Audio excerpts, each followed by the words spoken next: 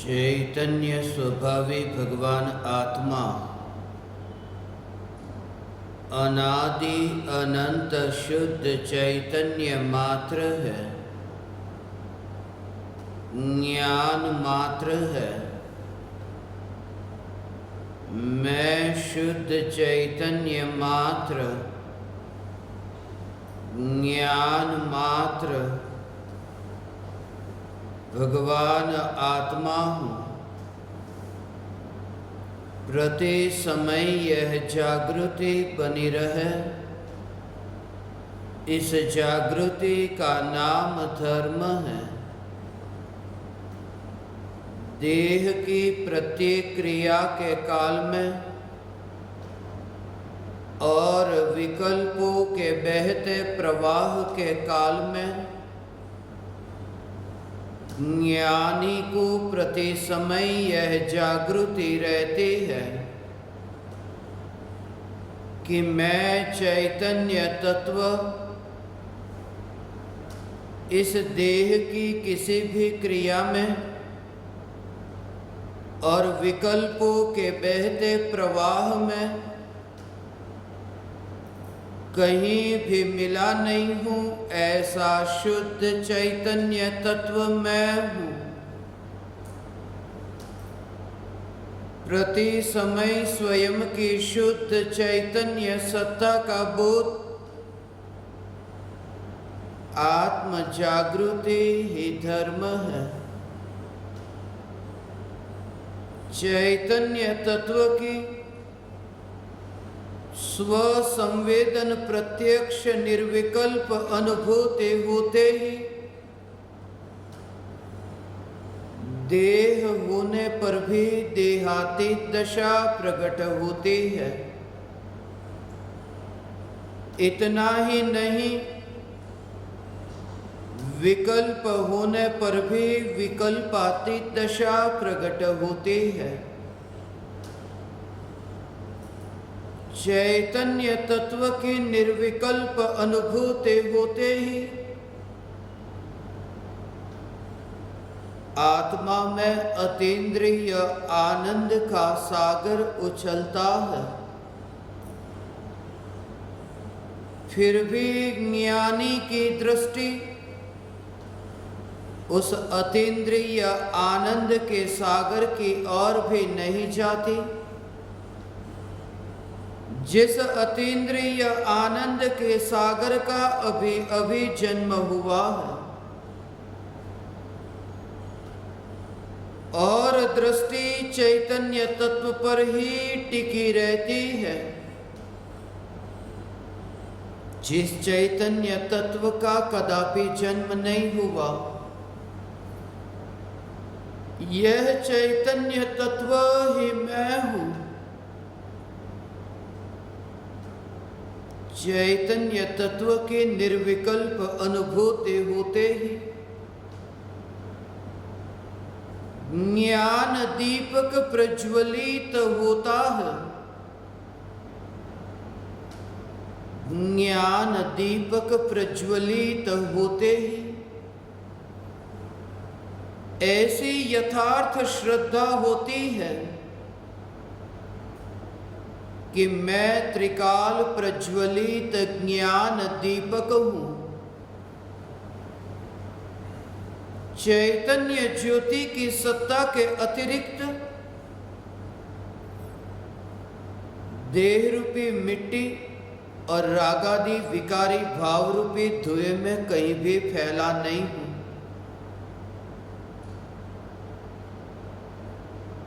चैतन्य तत्व की निर्विकल्प अनुभूति होते ही ज्ञानी स्वयं को राख की दीवार का पड़ोसी मानता है और मोक्ष मार्ग का मुसाफिर जानता है।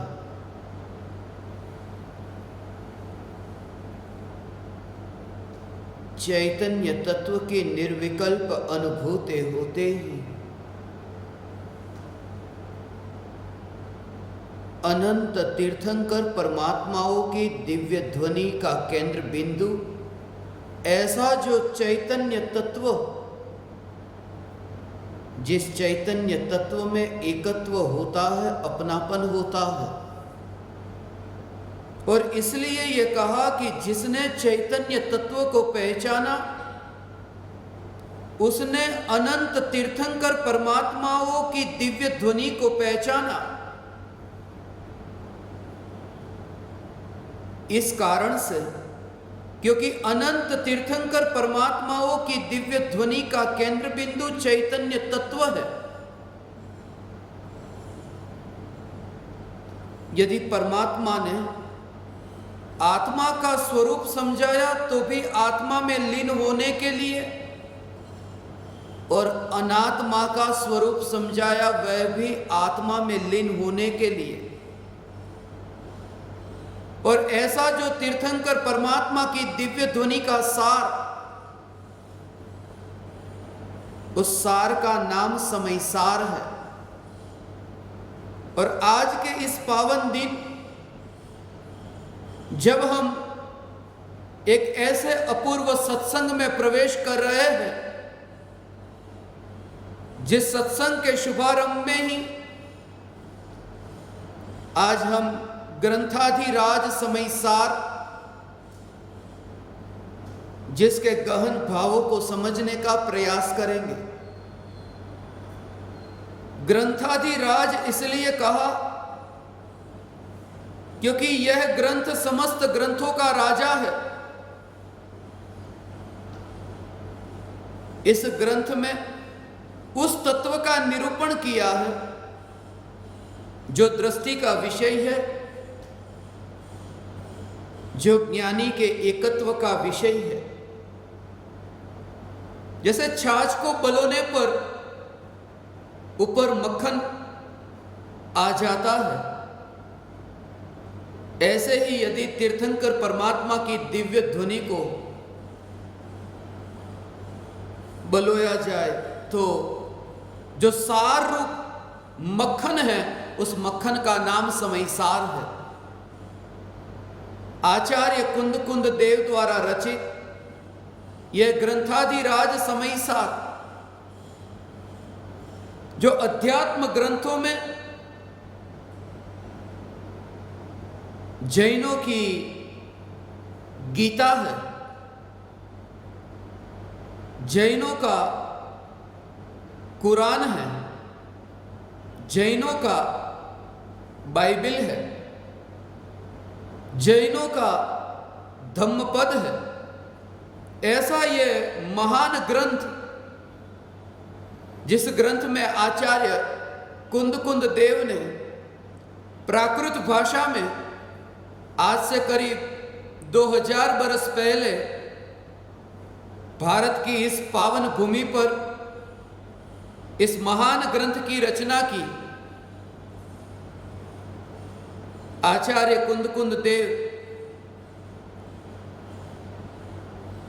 महावीर भगवान के पश्चात, गौतम स्वामी के पश्चात, आज हम जिन्हें अत्यंत आदर के साथ, अत्यंत अहोभाव के साथ में नमस्कार करते हैं, मंगलम भगवान वीरो, मंगलम गौतमो गणी, मंगलम कुंद कुंदार्यो, जैन धर्मोस्तु मंगलम। जब हम ये पाठ करते हैं, भगवान महावीर और गौतम गणधर, उनके पश्चात हम जिन्हें नमस्कार करते हैं, आचार्य कुंद कुंद देव को। आचार्य कुंद कुंद देव के जीवन के बारे में हम इतना नहीं जानते जितना उनके ग्रंथों के बारे में। और यही महापुरुषों की विशेषता रही है कि जिन्होंने अपने बारे में कुछ भी न लिखा, जिन्होंने हमारे बारे में लिखा कि तुम अज्ञान अवस्था से उस ज्ञान की ज्योति तक कैसे पहुंच सकते हो, अंधेरे से उजाले की ओर तुम्हारी यात्रा कैसे हो सकती है। इसका उपदेश देने वाले आचार्य कुंद कुंद देव भारत की इस पावन भूमि पर कर्नाटक राज्य जहां कोंड कुंदपुर नाम का एक गांव, जिस गांव में उनका जन्म हुआ था, जितने उल्लेख हमें प्राप्त होते हैं उनमें आचार्य कुंदकुंद देव के जीवन के संबंध में कि उनका बचपन कैसा था, उनका बचपन का नाम क्या था, उनके माता पिता का नाम क्या था, उनके बारे में कुछ भी हमें ज्ञात नहीं। यही महापुरुषों की विशेषता है। ताड़ के पान पर ऐसे महान ग्रंथ की रचना की, कांटे के माध्यम से ताड़ के पान पर छेद करके, जैसे ब्रेल लिपि में हम छेद करके लिखते हैं कागज पर, ऐसे ही ये ताड़ के पान पर कांटे के माध्यम से छेद करके ये समयसार ग्रंथाधिराज ऐसे परम आगम की रचना हुई है।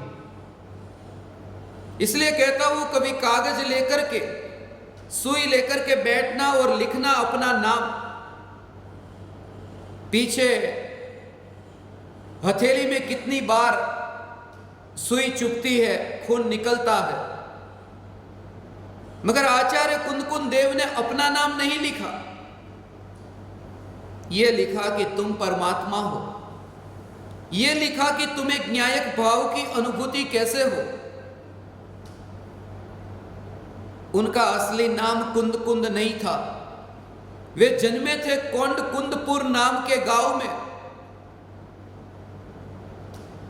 इसलिए उनका नाम पड़ा कोंड कुंद। वैसे वो लय बिठाने के लिए जो मधुर लगता है, इसलिए हमने कोंड कुंद से उन्हें कुंद कुंद के रूप में पुकारने लगे। कुंद का अर्थ होता है उज्जवल, धवल, शुद्ध। कुंद कुंद जो स्वयं तो शुद्धता को उपलब्ध हुए, इतना ही नहीं हमें भी शुद्ध होने का उपाय बताया। जिन्होंने स्वयं ने तो शुद्धता की अनुभूति की, हमारे लिए भी इन ग्रंथों में ये भेंट छोड़ करके गए। ऐसी भेंट कि अपूर्व, ऐसी मुक्ति रूपी लक्ष्मी की हमें प्राप्ति हो। ऐसा जो मंत्र, ये मंत्र, गुरु मंत्र, ये समय सार है। समय सार पर पिछले 2000 वर्षों में बहुत कुछ लिखा गया। आज से करीब 1000 वर्ष पहले आचार्य अमृतचंद्र देव हुए, जिन्होंने समय सार पर संस्कृत भाषा में पद्य और गद्य ये मिश्रित ऐसी आत्मख्याति नामक टीका लिखी। 278 श्लोक की रचना की है आचार्य अमृतचंद्र देव ने। आचार्य कुंदकुंद देव के बाद समय सार के साथ जिनका नाम जुड़ा है, ऐसे आचार्य अमृतचंद्र देव ऐसा बोध दे गए, ऐसा बोधामृत दे गए, आत्मख्याति हमें दे गए, ये समझाकर कि तुम आत्मख्याति को कैसे उपलब्ध हो सकते हो। आज से करीब 700 वर्ष पहले आचार्य जयसेन हुए, जिन्होंने तात्पर्य वृत्ति नाम की टीका लिखी। उसके बाद बहुत ज्ञानी हुए।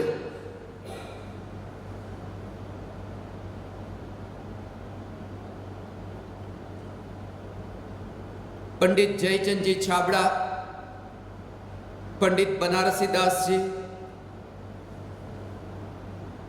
परम कृपालु देव श्रीमद राजचंद्र जी, पूज्य गुरुदेव श्री कांजी स्वामी, जिन्होंने समय सार पर बहुत कुछ लिखा, कहा, मगर सभी का यही उद्देश्य था कि स्वयं की अनुभूति कैसे हो, ये निरूपणा करना। समय सार शब्द से ही हमें लगता है जैसे कोई काल की बात की होगी, कोई समय की बात होगी। हमारी नजर में समय अर्थात काल, मगर समय शब्द का अर्थ एक काल नहीं होता। समय का अर्थ काल होता है, मगर काल के अतिरिक्त भी बहुत होते हैं अर्थ। समय का अर्थ क्षेत्र होता है, समय का अर्थ देश होता है, समय का अर्थ शास्त्र होता है, समय का अर्थ युद्ध होता है, समय का अर्थ मत होता है। समय के अनेक अर्थ है, फिर भी यहां समय सार में समय के मुख्य रूप से दो अर्थ है। समय शब्द जो ये बना है दो शब्दों से मिश्रण से, सम और ऐ। सम उपसर्ग है, ऐ धातु है। ऐ का अर्थ होता है गमन करना। और संस्कृत भाषा में ऐसा नियम है कि जिस शब्द का अर्थ गमन करना होता है, उस शब्द का अर्थ जानना भी होता है। जैसे अंग्रेजी भाषा में दोनों शब्द अलग अलग है, टू गो और टू नो, ये दोनों अलग अलग शब्द है। मगर संस्कृत में गमन करना और जानना एक ही शब्द के ये दो अर्थ होते हैं। सम अर्थात एक साथ में, जो गति करता है,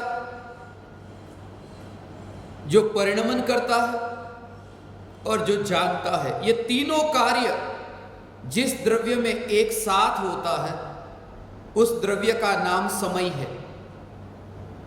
6 द्रव्य में एकमात्र जीव द्रव्य ऐसा है कि जिसमें जानने का कार्य भी होता है, क्रियावती गुण होने से गति भी होती है, और भाववती शक्ति होने से परिणमन भी होता है। ऐसा ये जीव द्रव्य समय है। और अकेला समय नहीं कहा, समय सार कहा, क्योंकि ऐसा जो ये जीव, उसमें अभी वर्तमान में बंधन है, वर्तमान में अशुद्धता है, मलिनता है। तो उस मलिनता से न्यारा, परद्रव्य से तो न्यारा है ही, अशुद्ध पर्याय से भी जो न्यारा, ऐसा जो शुद्ध आत्मा, उसे कहते हैं समय सार। सार अर्थात द्रव्य कर्म, भाव कर्म और नौ कर्म से न्यारा, ऐसा उसका नाम है सार। समय अर्थात आत्मा, और द्रव्य कर्म, भाव कर्म, नौ कर्म से न्यारा आत्मा, उसका नाम समय सार है। ग्रंथाधिराज समय सार। इस ग्रंथ में ऐसे रहस्य है जो मेरे लिए अभी इतने समय में कहने इतने दुष्कर है। आज से जिन ग्रंथों पर हम सत्संग प्रारंभ करने जा रहे हैं, वितरागी परमात्मा की वाणी में अनेकानेक ज्ञानियों ने अनेक ग्रंथों की रचना की है। उनमें से मैंने 20 ग्रंथों को चुना। इन 20 शास्त्रों में सबसे पहले समय सार को चुना, इस वजह से क्योंकि जिन्हें मैं स्वयं के प्रत्यक्ष गुरु के रूप में देखता हूं, ऐसे पूज्य गुरुदेव श्री कांजी स्वामी और परम कृपालु देव श्रीमद राजचंद्र जी, जिनके जीवन को परिवर्तित करने वाला यह ग्रंथाधिराज समय सार है। ऐसे 3 महान ज्ञानी, पंडित बनारसी दास जी, परम कृपालु देव श्रीमद राजचंद्र जी और पूज्य गुरुदेव श्री कांजी स्वामी, जिन्होंने आज इस जमाने में हम तक ये समय सार भाव सहित पहुंचाया है। कहते हैं दिगंबर आचार्य की रचना है, मगर लोग इस बात को भूल ही जाते हैं कि भले ही ये रचना दिगंबर संत की हो, मगर जिन 3 ज्ञानियों ने हम तक ये समयसार पहुंचाया है वे जन्म से तो श्वेतांबर थे, श्वेतांबर जैन परिवार में जन्मे थे। इसलिए ये ठेका न लेना चाहिए कि दिगंबरों का ये शास्त्र है। प्रत्येक आत्मा इस ग्रंथ का अध्ययन करके स्वरूप की अनुभूति तक पहुंच सकता है। इसलिए सबसे पहले मैंने समयसार को चुना, इसलिए अनंत ज्ञानियों ने समयसार को चुना है।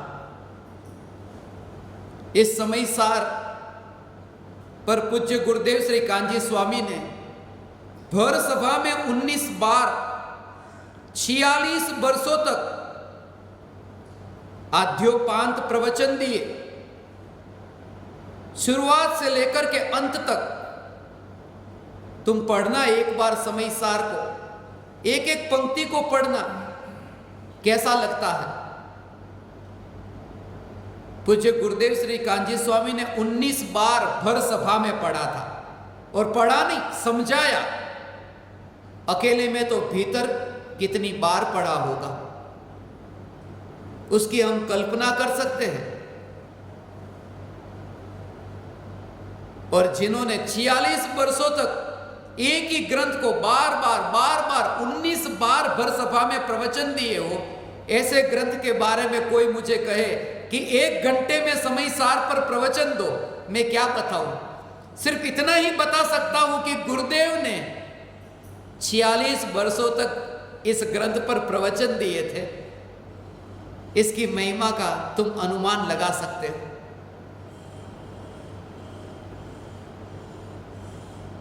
पूज्य गुरुदेव श्री के प्रवचनों को सुनकर मुझे भी ये विचार आया कि ये ग्रंथ भले प्राकृत भाषा में लिखा,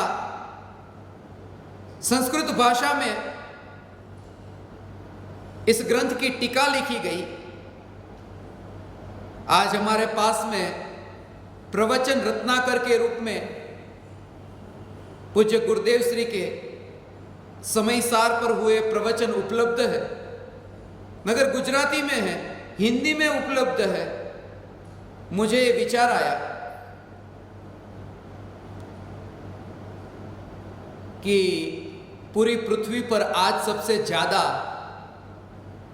जो इंटरनेशनल लैंग्वेज कही जाती है अंग्रेजी भाषा, इस भाषा में समयसार को सरल रूप में समझाया जाए और दृष्टांत के साथ में समझाया जाए। इसलिए मैंने समयसार पर न्यायक भाव प्रकाशक नामक एक रचना लिखी, जिसमें 415 गाथाओं को 415 दृष्टांतों के माध्यम से, जो 415 दृष्टांत तो मुख्य है, जो आपको वेबसाइट पर से मिलेगी www.fulchandshastri.com, वहां पर the illuminator of the pure soul, यह अंग्रेजी भाषा में समयसार को इतनी सरल भाषा में समझाने का प्रयास किया, रोज के दृष्टांत से, कि एक एक गाथा में हमारी रोज की जो क्रियाएं होती है, हम नजर के सामने रोज जो जो दृश्य देखते हैं, उससे हम समयसार को कैसे समझ सकते हैं, समयसार की उन गाथाओं को कैसे समझ सकते हैं। यह ग्रंथाधिराज समयसार, जिसमें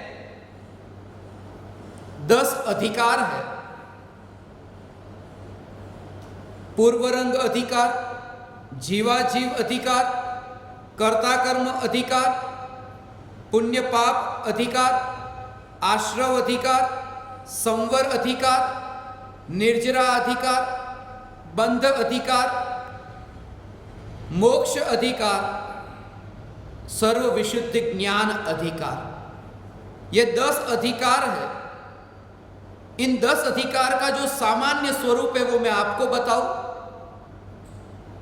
सबसे पहले समय सार में पूर्व रंग अधिकार में यह स्वरूप बताया है कि भगवान आत्मा जो अनादि से संसार में भटक रहा है, वो भटकने का कारण क्या है? पूरी दिव्य ध्वनि का सार समय सार के प्रारंभ में ही समझाया है। समय सार के प्रारंभ में आचार्य कुनकुन देव ने सिद्ध परमात्मा को नमस्कार किया।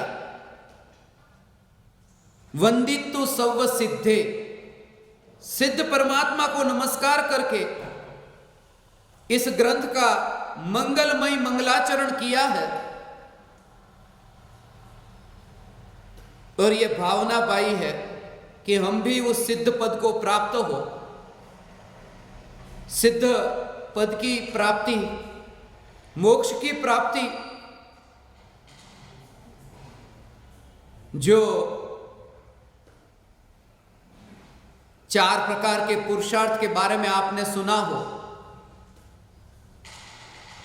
धर्म, अर्थ, काम और मोक्ष। समय सार में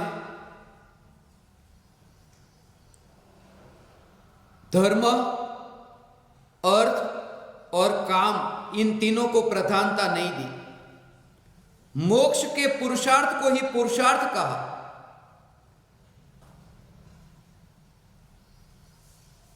धर्म के वर्ग होते हैं, अर्थ के वर्ग है, काम के वर्ग है, मोक्ष गति अपवर्ग है। इसलिए मोक्ष को विशेष प्रधानता दी। धर्म, कोई 2 पूजा करता है, कोई 4 पूजा करता है, उसमें भेद होते हैं, कोई कम कोई ज्यादा, कोई धनवान है कोई निर्धन है, कोई ज्यादा धन वाला कोई कम धन वाला, उसमें वर्ग होते हैं। कोई ज्यादा कामी है कोई अल्पकामी है, काम में भी वर्ग होते हैं। मगर मोक्ष ऐसी गति, वो पंचम गति जो अपवर्ग है। इसलिए मोक्ष के पुरुषार्थ को ही सच्चा पुरुषार्थ कहा। धर्म, अर्थ और काम, इनका काल हो सकता है। धर्म करने के लिए कहते हैं सुबह का समय, सुबह सुबह मंदिर में जाए। अर्थ के लिए पूरे दिन भर धन कमाओ, काम के लिए रात्रि का समय। मगर मोक्ष के लिए 24 घंटे में कभी भी उसके लिए कोई समय निश्चित नहीं है। इसलिए मोक्ष का जो पुरुषार्थ है वो कभी भी हो सकता है। आचार्य कुनकुन देव ने समय सार में सिद्ध परमात्मा को नमस्कार कर मुक्ति रूपी लक्ष्मी के गुणगान गाए। ऐसा ये ग्रंथादिराज समय सार, जहां सिद्ध गति, मोक्ष गति को प्राप्त हुए ऐसे सिद्ध परमात्मा। प्रकृति में ऐसी व्यवस्था है कि जो व्यक्ति यहां ऐसा अपूर्व पुरुषार्थ करे और फिर ऐसी पूर्ण शुद्धता को उपलब्ध हो कि सिद्ध पद को प्राप्त होता है, मोक्ष को उपलब्ध होता है। टायर की जो ट्यूब होती है, उस ट्यूब में एक छोटा सा वाल्व होता है, जिससे क्या होता है कि हवा अंदर भरो, अंदर जाती तो है मगर वो बाहर नहीं आती। छोटा सा वाल है मगर उस वाल के कारण ऐसी व्यवस्था, प्रकृति में भी ऐसी व्यवस्था है कि जो जीव संसार से मोक्ष जाता है, जाता तो है मगर वहां से वापस लौटकर यहां नहीं आता। मोक्ष गति के लिए अनेक अनेक विशेषण बताए, जिनमें से ध्रुव, अचल और अनुपम, ये 3 मुख्य कि मोक्ष गति प्राप्त होने के बाद अनंत काल तक टिकती है। वहां जाने के बाद कोई वापस यहां लौटकर नहीं आता। यह वन वे का मार्ग है, जाना ही होता है, आना नहीं होता। मोक्ष की गति है वह अचल है। जो मोक्ष को प्राप्त होता है वो हिलता नहीं, डोलता नहीं, वो अचल गति को प्राप्त हुआ। एक बार सिद्ध पद की प्राप्ति हो, सिद्ध परमात्मा आकाश के एक प्रदेश को छोड़कर फिर वे दूसरे प्रदेश पर जाते नहीं, वहां गति नहीं, वहां स्थित हुए। उसका कारण यह है, जैसे तुमने हाथ अपना ऐसे ही रखा हो, 1 मिनट रखो, 10 मिनट रखो, 1 घंटे रखो, 10 घंटे रखो, फिर क्या, फिर तुम हाथ को हिलाओगे। जब मूवमेंट होती है, गति होती है, यह गति करने का यह विकल्प ही तब उठता है जब कुछ दुख हुआ है। यदि दुख नहीं तो हिलने की जरूरत क्या। और सिद्ध पद की प्राप्ति अर्थात अनंत काल तक सुख ही सुख है, फिर वहां से हिले तो क्यों हिले। दुख हो तो गति करने का विकल्प ही हो, गति हो। इसलिए मोक्ष की गति सिद्ध गति, यह सिद्ध गति अचल है, अनुपम है, किसी के साथ में उपमा न दी जा सके ऐसी वह सिद्ध दशा अशरीरी दशा है। आचार्य कुंद देव ने समयसार के प्रारंभ में पूर्व रंग अधिकार में प्रारंभ की 12 गाथाओं में समयसार का सार भर दिया है। कहते हैं कि संक्षिप्त रुचि वाले जीवों के लिए समयसार की 12 गाथाओं में, जो प्रारंभ की 12 गाथा है, 12 गाथाओं में समयसार का सार आ जाता है, समयसार पूरा हो जाता है। 12 गाथाओं में यही वर्णन किया है। आत्मा और शरीर ये दोनों वर्तमान में एक क्षेत्रावगाही है मगर मिले नहीं है। दूध और पानी ये दोनों मिले हैं ऐसा लगता है, मगर ये मिले नहीं है। क्योंकि जैसे ही आग पर गर्म किया जाए दूध को तो पानी जल जाता है। वो इस बात को बताता है कि जब मिला था तब भी मिला नहीं था। ये मनुष्य शरीर यदि अभी जलाया जाए, शरीर तो जल जाता है मगर आत्मा नहीं जलता। वो इस बात को बताता है कि जब आत्मा और शरीर मिले हुए थे तब भी मिले हुए नहीं थे। यह द्रव्य की स्वतंत्रता है और यह स्वतंत्रता का स्वरूप समयसार के प्रारंभ में बताया। समयसार में यह बताया भगवान आत्मा अखंड है, अनादि अनंत टिककर रहने वाला है। क्यों अनंत काल तक टिककर रहे, नाश क्यों नहीं होता? उसका कारण है, जैसे भारत देश का नाश हो तब हो, कोई परदेशी भारत पर आक्रमण करे तो भारत देश का नाश हो। और दूसरा कि परदेशी भारत में आगमन न भी करे मगर भारत के भीतर रहने वाले लोग हैं वे ही आपस में लड़ने लगे तो भी भारत का नाश हो। यदि परद्रव्य भगवान आत्मा में प्रवेश करे तो भगवान आत्मा का नाश हो, या फिर आत्मा के अनंत गुण बिखर करके अलग अलग हो जाए तो भी आत्मा का नाश हो, मगर यह होता ही नहीं। परद्रव्य का आत्मा में प्रवेश नहीं और आत्मा के अनंत गुणों का बैर बिखेर होना होता नहीं। इसलिए पर से तो है भेद और अपने से है अभेद। ऐसा जो भगवान आत्मा, ये भगवान आत्मा मैं हूं, ऐसी अनुभूति के लिए समयसार की रचना हुई है। समयसार में आत्मा की अनुभूति के लिए वर्णन करते हैं आचार्य कुंद देव। आचार्य देव की जो विनम्रता है, वो विनम्रता आप ज्ञान दीपकों को समझने की बहुत जरूरत है, सीखने की बहुत जरूरत है। स्वयं ये लिखते हैं, 6ठे 7वें गुणस्थान में झूलने वाले आचार्य कुंद देव समयसार में ये लिखते हैं कि मैं एकत्व विभक्त भगवान आत्मा आपके सामने कहूंगा, मगर यदि कहीं चूक हो जाए तो क्षमा करना।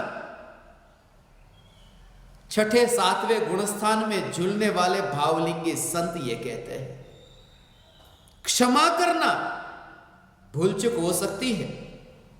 और उस जमाने में, आज के जमाने में तो हमारे पास में सुविधा है, यदि कुछ गलत लिख लिया हो, पीडीएफ फाइल में एडिट करके फिर दोबारा पब्लिश कर दो, या यहां मेरे से कोई गलत शब्द बोला जाए तो वीडियो को ट्रिम करके उस पार्ट को निकाल दो।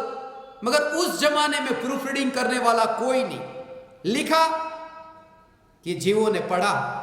ऐसे जमाने में किसने किया समयसार का प्रूफ रीडिंग?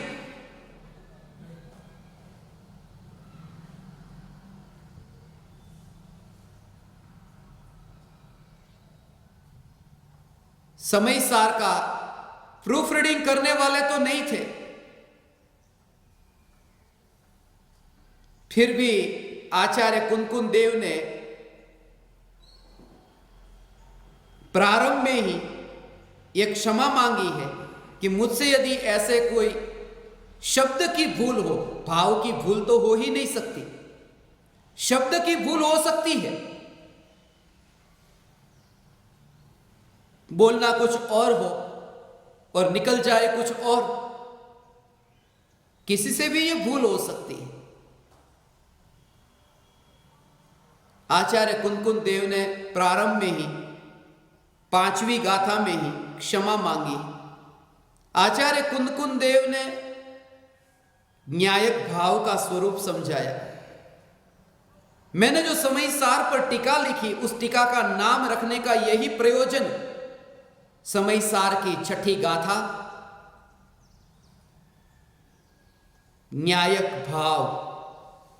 मैं प्रमत्त भी नहीं, मैं अप्रमत्त भी नहीं, मैं गुणस्थान स्वरूप नहीं, ऐसा मैं भगवान आत्मा हूं। ज्ञानी को ज्ञान भी नहीं, दर्शन भी नहीं, चारित्र भी नहीं, ज्ञानी तो ज्ञानी है। 5वीं, छठी और 7वीं ये तीनों गाथा परद्रव्य से न्यारा, पर्याय से न्यारा और गुण के भेदों से न्यारा ऐसा भगवान आत्मा है। 3 गाथा में, 5, 6, 7 में आचार्य कुनकुन देव ने आत्मा का स्वरूप समझाया और ये कहा कि व्यवहार की भाषा में ये समझाया, तुम्हारी भाषा में समझाया, क्योंकि अनार्य को अनार्य की भाषा में समझाया जाता है, व्यवहारी जनों को व्यवहार की भाषा में समझाया जाता है। जिन्होंने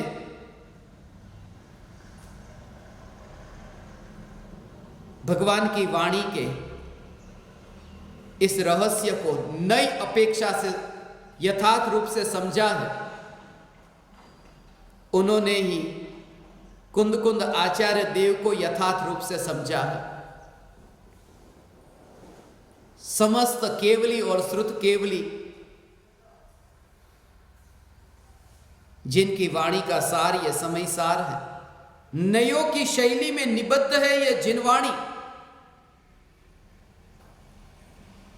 इसलिए समय सार की 11वीं गाथा, जिसको समय सार के लिए 11वीं गाथा को प्राण कहते, 11वां प्राण, 11वीं गाथा। बहुत मुश्किल लगता है मुझे, जिस 11वीं गाथा मुंबई में जब मैं पढ़ाता था, एक 11वीं गाथा सोमवार, मंगलवार, बुधवार और गुरुवार 4 दिन हम पढ़ते थे और रोज 2 घंटे 3 से 5 और 2.5 बरस तक 11वीं गाथा चली, फिर भी जो कहना था वो नहीं कह सका। एक 11वीं गाथा जो 2.5 साल तक सप्ताह में 8 घंटे के हिसाब से, उस समय सार, पूरे समय सार के बारे में तुम कहते हो 1 घंटे में बताओ समय सार क्या है। सिर्फ इतना ही कह सकता हूं कि कितनी देर तक इन गाथाओं पर स्पष्टीकरण हुआ है। 11वीं गाथा, नयों का स्वरूप।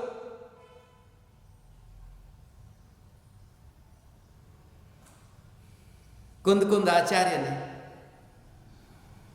पूर्वरंग अधिकार में 12वीं गाथा में यह लिखा कि जिन्होंने आत्मा को समझ लिया उन्होंने सब समझ लिया, और जिन्होंने आत्मा को समझ लिया उनके लिए जो ये व्यवहार है, ये व्यवहार फिर अब छोड़ने योग्य हो गया। जिन्होंने केला खा लिया है उनके लिए ये छिलका अब छोड़ने योग्य है। जो सामने किनारे पहुंच गए उनके लिए ये नाव छोड़ देने योग्य है। जो अपनी मंजिल तक पहुंच गए हैं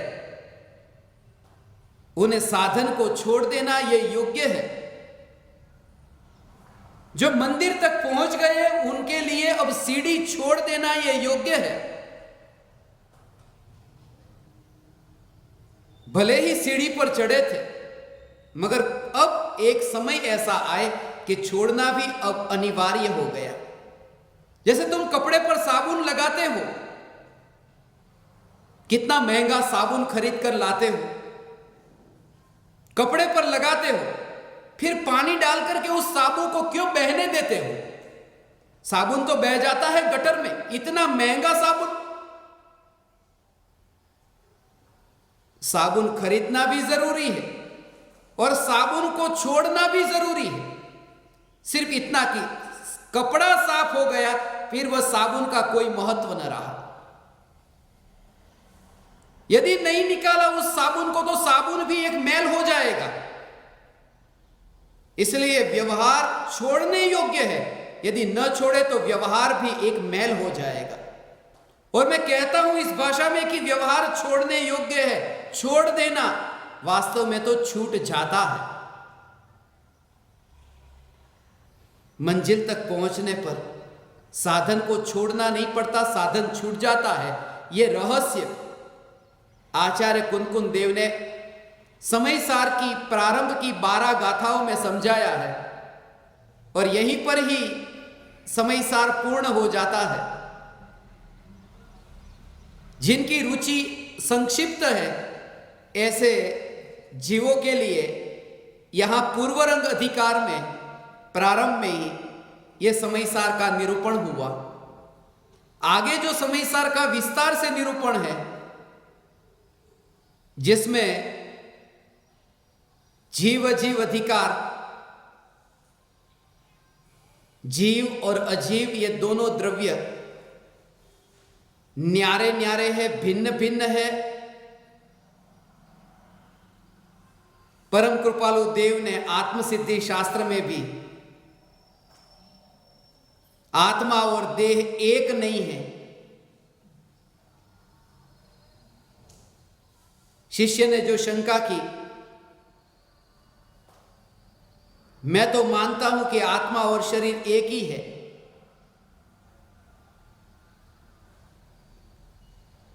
कृपालु देव ने 6 पदों के माध्यम से यह स्वरूप समझाया। 142 गाथा समय सार का आत्मसिद्धि शास्त्र के साथ में गहरा संबंध है।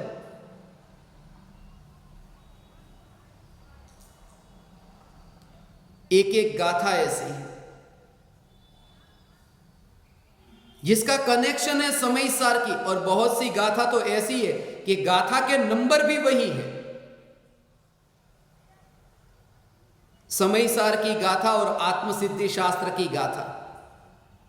और आपने जो सुना कि मुझे जो भाव आया, पूरे विश्व में यह आत्मसिद्धि शास्त्र पहुंचे 142 देशों की 415 भाषाओं में, उनमें महत्वपूर्ण कारण यही था, आत्मसिद्धि शास्त्र और समय सार। क्योंकि आत्मसिद्धि शास्त्र में 142 गाथा और समय सार में 415 गाथा, और दोनों ग्रंथों का अनेरा संगम है। जीव और अजीव के बीच में भेद विज्ञान,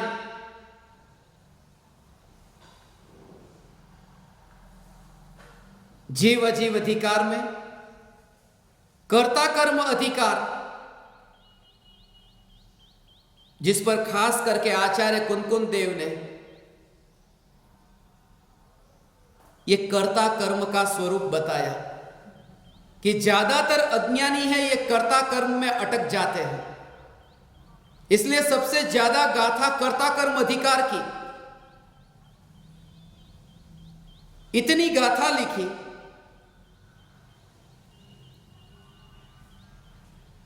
मैं कुछ करता हूं, और करता हूं ये नहीं, कर सकता हूं, इसका नाम मिथ्यात्व। ऐसी मान्यता मिथ्यात्व। जीव और अजीव को एक मानने के कारण भटका, और पुण्य पाप को एक न मानने के कारण भटका। क्या करना था? करना यह था कि जीव और अजीव ये दोनों भिन्न भिन्न हैं, ये मानना था। और पुण्य और पाप दोनों एक ही जाति के हैं, कर्म की जाति के हैं। यह समयसार की विशेषता है कि तीर्थंकर परमात्मा के प्रति भक्ति का भाव आता है तो तुम्हें ऐसा लगे कि वो भक्ति का भाव भी हथकड़ी है, वो हथकड़ी जैसा बंधन लगे। फिर वो हथकड़ी सोने की हो तो भी क्या हो गया? तोता बंधा है पिंजरे में, वो पिंजरा सोने का हो तो भी क्या हो गया? पुण्य पाप अधिकार में पुण्य और पाप से न्यारा स्वरूप, उस स्वरूप का वर्णन किया है। पुण्य का भेद और पाप का भेद कर्म का स्वरूप नहीं बताया, कर्म से न्यारा धर्म का स्वरूप पुण्य पाप अधिकार में बताया।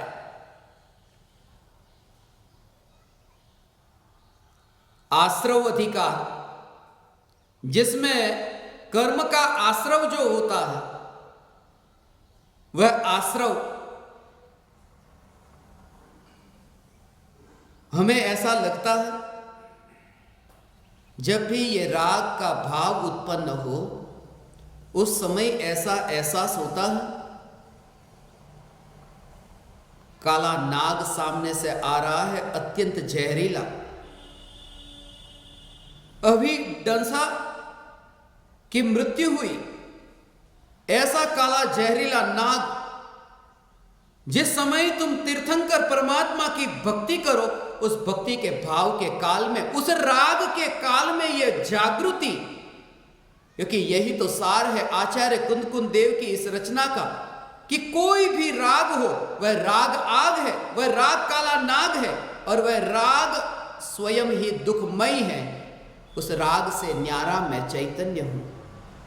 इसलिए लिखते समय भी यह जागृति, मैंने तो लिखा ही नहीं, कोई आया और आकर के लिख गया। वो जंगल का कांटा लिख करके गया ऐसा नहीं, वह राग के विकल्प का कांटा जो लिख करके गया। मैं नहीं, क्योंकि मेरी सत्ता तो नित्य है, ध्रुव है। वो राग का कांटा वो मेरी सत्ता नहीं। यह जागृति आचार्य कुंदकुंद देव ने आश्रव अधिकार में यह स्वरूप बताया। भेद विज्ञान का अभिनंदन करने वाला संवर अधिकार, ये कहा आज तक जितने भी जीव सिद्ध हुए वे भेद विज्ञान के बल से सिद्ध हुए, और जितने भी जीव भटकते हैं वे भेद विज्ञान के अभाव के कारण संसार में भटकते हैं। भेद विज्ञान की महिमा बताई। भेद विज्ञान अपना और पराया, प्रति समय यह जागृति। आचार्य कुंदकुंद देव सदाकाल आत्मा में लीन नहीं रहते थे, आत्मा में लीन होते थे, शास्त्र की रचना करते थे, चलते थे, भोजन करते थे, देह की क्रियाएं होती थी। 16 घंटे शुभ भाव और 8 घंटे शुद्ध भाव में थे। आचार्य कुंदकुंद देव आज का दिन 16/8 का दिन है। 16 घंटे शुभ भाव और 8 घंटे शुद्ध भाव। आचार्य कुंदकुंद देव ऐसी मस्ती। आचार्य कुंदकुंद देव, जब भी मुझे आचार्य कुंदकुंद देव के बारे में बोलने का अवसर मिलता है,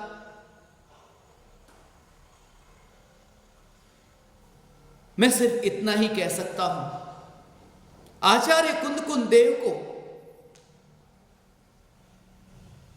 अब यहां वापिस लाया नहीं जा सकता। और तथाकथित शिथिलाचारी को आचार्य कुंदकुंद देव माना नहीं जा सकता।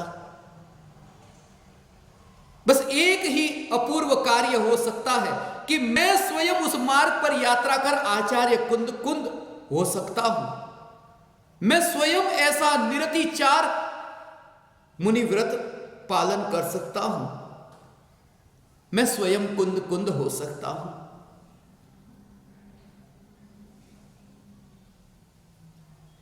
और इस देह के त्याग से पहले वो दशा आएगी। आचार्य कुंदकुंद देव मगर तुम्हें घर में न मिलेंगे, तुम्हें वहां न मिलेंगे। तुम्हें उसके लिए सब पकड़ छोड़नी होगी। तुम्हें अमेरिका में न मिलेंगे, कनाडा में न मिलेंगे। तुम्हें उसके लिए भाव से भरना होगा। तुम्हें उसके लिए परदेश की उस गंध को छोड़ना होगा। तुम्हें अपने देश में आना होगा। तुम्हें दर्शन होंगे भावलिंगी संत के, मगर तब जब तुम उब जाओ, बहुत उब जाओ कि धन के पीछे बहुत भागा मगर पाया क्या। आचार्य कुंदकुंद देव न हो सकूं तो एक बार जाकर देख तो लूं कि कुंदकुंद आचार्य कैसे थे। मिलेंगे तुम्हें वन में, मिलेंगे तुम्हें गुफा में, अनजान हुए मिलेंगे तुम्हें। आचार्य कुंदकुंद देव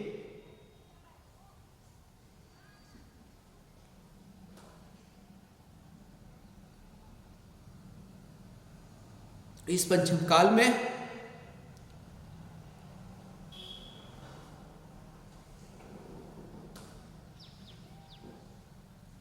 अभी भावलिंगी संत है, नहीं है ऐसा नहीं, तुम मत कहना संत नहीं है। 18,500 वर्ष तक भावलिंगी संत होंगे।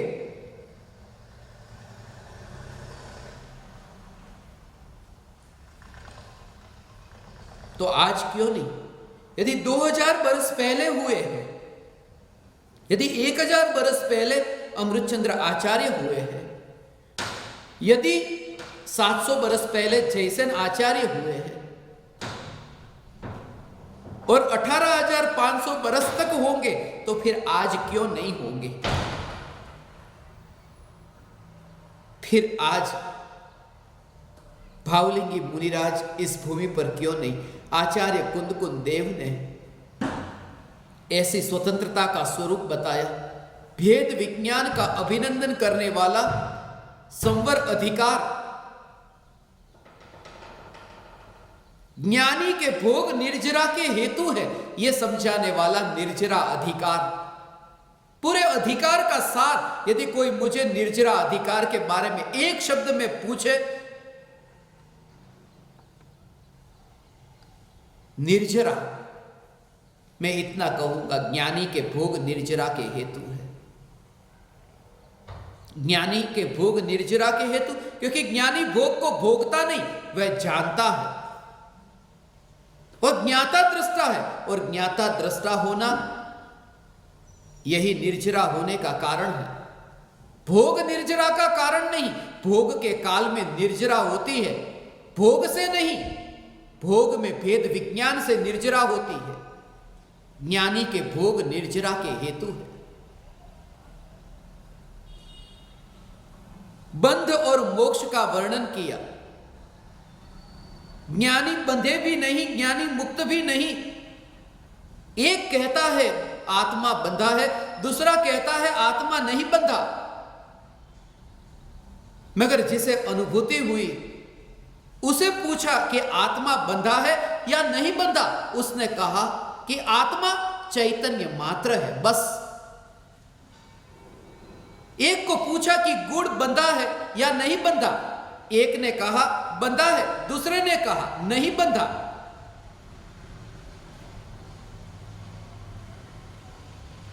कागज पर लिपटा हुआ गुड़, उस पर धागा भी था, धागे को हटा दिया, कागज अभी रखा है।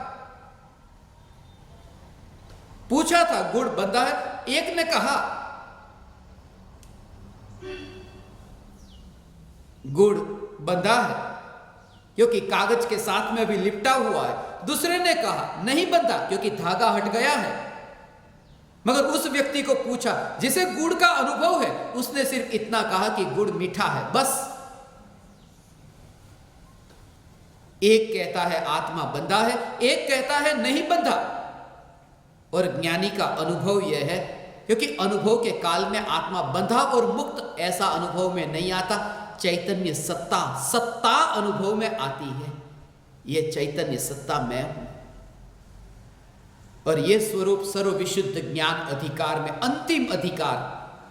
आचार्य कुंकुन देव ने सर्वविशुद्ध ज्ञान अधिकार में चैतन्य सत्ता मात्र जो भगवान आत्मा, अनंत आत्मा के एक साथ रहने पर भी प्रत्येक आत्मा चैतन्य सत्ता मात्र है। दीपक की ज्योति भले ही 100 दीपक हो, 100 दीपक की ज्योति हो, प्रकाश हो, वो प्रकाश दिखता है कि 100 दिए का प्रकाश भी यहां एक साथ में है, मगर प्रकाश भी प्रकाश से मिलता नहीं है। एक प्रकाश दूसरे प्रकाश से नहीं मिलता। पहले दिए का जो प्रकाश दूसरे दिए के प्रकाश से मिला नहीं है, स्वतंत्र है। क्योंकि पहले दिए को यदि बुझा दो तो प्रकाश थोड़ा कम होगा, दूसरे दिए को बुझाओ तो प्रकाश थोड़ा और कम होगा। ऐसे ऐसे एक एक दिए को बुझाते जाओ, प्रकाश कम होता जाएगा। वो ये बताता है कि जब मिले हुए दिखते थे तब भी स्वतंत्र थे, वरना एक दिए के प्रकाश के हटने पर मिल गए होते तो सब अंधकार हो जाता। प्रत्येक प्रकाश स्वतंत्र है, ऐसे ही प्रत्येक ज्ञान प्रकाश स्वतंत्र है, ज्ञान ज्योति स्वतंत्र है। यह स्वतंत्रता की पुकार करने वाला ये ग्रंथाधिराज समय सार। आज पर्युषण महापर्व के एक अपूर्व सत्संग के दौरान हमें 20 शास्त्रों पर और 20 शास्त्रों से संबंधित जो सिद्धांत है, उन सिद्धांतों पर समझने का अवसर प्राप्त हुआ है, सत्संग का अवसर प्राप्त हुआ है। आज शाम को इस ग्रंथाधिराज समय सार का जो प्रतिपाद्य विषय, ऐसा जो दृष्टि का विषय, उसका नाम है दृष्टि का विषय, उस सिद्धांत पर आज शाम को 8:42 पर चर्चा करेंगे। आप समस्त परमात्माओं ने मुझे अत्यंत विनयवान होकर सुना। मैं आप समस्त परमात्माओं को मेरे हृदय के अंतःकरण से प्रणाम करता हूं। मेरे प्रणाम स्वीकार करें।